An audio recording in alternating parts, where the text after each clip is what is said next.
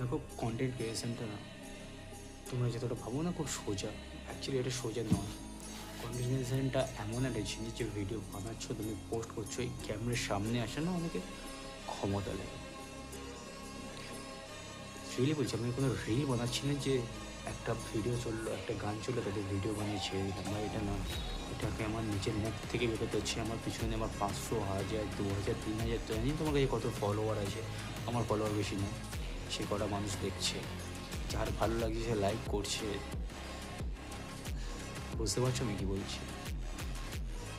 তো next time যখন তোমাকে কেউ বলবে না ভাই এইসব বেকার জিনিস, যখন তোমাকে কেউ হাসবে না তোমার থেকে, সো জাস্ট তার দিকে ক্যামেরাটা ঘুরিয়ে দিও।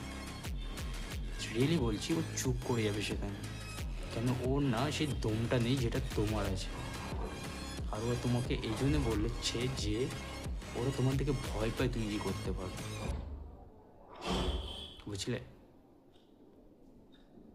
চারজন কি বলছে, চারজনের কথা সাইডে রেখে তুমি চোখ বন্ধ করো, কান বন্ধ করো, আর নিজের কাজ করতে থাকো। আর তুমি সাকসেস হবে।